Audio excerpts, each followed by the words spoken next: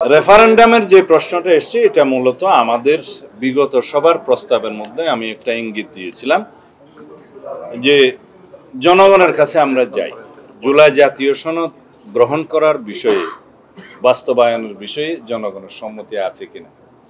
আমরা এটা একটা রাজনৈতিক সভা, এখানে আমরা সব ফ্যাসিবাদ বিরোধী জাতীয় ঐক্যের মাধ্যমে গঠিত সকল রাজনৈতিক দল এখানে আমরা আলোচনা করেছি, কিন্তু তারপরেও আমরা সকল রাজনৈতিক দল মিলে সমগ্র জনগোষ্ঠীকে রিপ্রেজেন্ট করি কিনা এটা একটা কোশ্চেন। তো সুতরাং সমগ্র জনগণের কাছে আমরা যদি এই সম্মতিটা নেই যে আমরা রাজনৈতিক দল সমূহ এইভাবে জুলাই জাতীয় সনদ আমরা স্বাক্ষর করেছি, অঙ্গীকারবদ্ধ হয়েছি, জনগণ তার পক্ষে আছে কিনা, তখনই হবে জনগণের পক্ষ থেকে এই জুলাই জাতীয় সনদ বাস্তবায়নের জন্য একটা চূড়ান্ত অভিমত এবং সার্বভৌম ক্ষমতার একটা রায়। তো সেই জন্য আমরা বলেছিলাম হ্যাঁ, জুলাই জাতীয় সনদকে পুরোপুরিভাবে যেভাবে আমরা ঐক্যমত্য হয়েছি উইথ নোট অফ ডিসেন্ট কিছু কিছু ক্ষেত্রে সেটা বাস্তবায়ন করতে নেক্সট পার্লামেন্টের সমস্ত সংসদ সদস্যগণ বাধ্য থাকবে যদি জনগণ তার পক্ষে রায় দেয়। তো সেই জন্য একই সংসদ নির্বাচনের দিনে একই দিনে আমরা আরেকটা আলাদা ব্যালেটে সেই জুলাই জাতীয় সনদের পক্ষে জনরায়টা নেয়ার জন্য বলেছে, সেটাই রেফারেন্ডাম। এই রেফারেন্ডাম অনুষ্ঠানের জন্য আমাদেরকে কনস্টিটিউশনে কোনো অ্যামেন্ডমেন্ট আগে আনতে হবে না, সেই ব্যাখ্যাটা আমি আজকে দিয়েছি, আপনারা হয়তো ইতিমধ্যে শুনেছেন। কারণ রেফারেন্ডামের যে আর্টিকেল 142 যেটা 15th অ্যামেন্ডমেন্টের মধ্য দিয়ে ফ্যাসিস্ট আওয়ামী লীগ সরকার উড়িয়ে দিয়েছিল, সেইটা অলরেডি বাতিল হয়ে গেছে হাইকোর্টের রায়ের মধ্য দিয়ে, সেটা রিইনস্টেট হয়েছে এবং এই রায়টা এখনো বহাল আছে।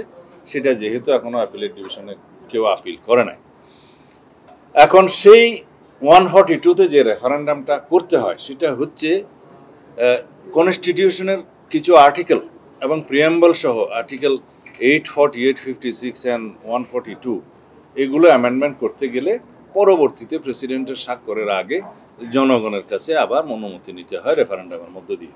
তা আমরা সেই আর্টিকেল 142-তে আরও 2টা আর্টিকেল ঢোকানোর জন্য প্রস্তাব করেছি, সেটা জুলাই সনদে আসবে। সেটা হচ্ছে তত্ত্বাবধায়ক সরকার সংশ্লিষ্ট 58 ক এবং ক 2 পরিচ্ছেদ। এখন আমরা তো সেখানে হাত দিচ্ছি না, সুতরাং ওই রেফারেন্ডামের প্রয়োজন এখন হচ্ছে না।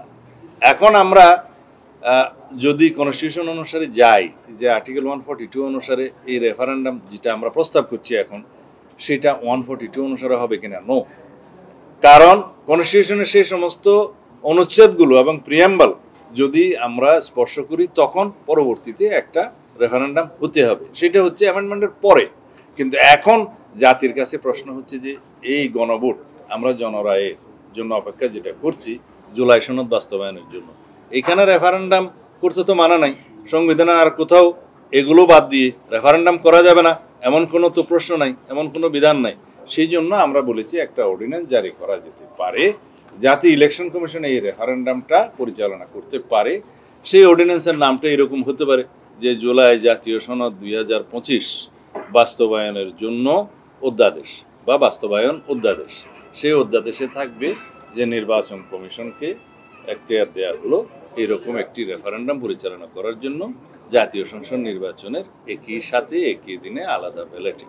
কিন্তু এই সনদে কি থাকবে, সেই সনদটা জনগণের সামনে উন্মুক্ত থাকবে, ওয়েবসাইটে যাবে, সমস্ত রাজনৈতিক দলের ইশতেহারে, নির্বাচন ইশতেহারে থাকবে, যেটা স্বাক্ষরিত হবে, সরকার এটা প্রকাশ করবে বা নির্বাচন কমিশনও সেটা প্রকাশ করতে পারে জনগণের জন্য। তখন জনগণ বুঝবে যে এই জুলাই জাতীয় সনদ তারা গ্রহণ করবে কি করবে না। তখন এই রায়টা রেফারেন্ডামের মাধ্যমে যখন আসবে, সেই জনরায়টা তো সার্বভৌম ক্ষমতার একটা রায়, সুতরাং সেটা সবাই মানতে বাধ্য হবে, সংসদ সেটা প্রতিপালন করতে বাধ্য হবে, সমস্ত সংসদ সদস্যগণ সেটা মানতে বাধ্য হবে। এটা একটা আমাদের মনে হয়েছে যে এর মধ্য দিয়ে আমরা এই জুলাই জাতীয় সনদ বাস্তবায়নের জন্য আইনি ভিত্তি প্রতিষ্ঠা করতে পারবো এবং এই জনরায়টা হবে চূড়ান্ত, এটা সার্বভৌম ক্ষমতার অধিকারী যারা তারাই রায় দেবে। সুতরাং এই বিষয়ে আমার মনে হয় যে আমরা ঐক্যমত্যে আসতে পারি। তো যেহেতু এখনো চূড়ান্ত হয় না, সেই বিষয়ে আমি চূড়ান্ত বলতে পারবো।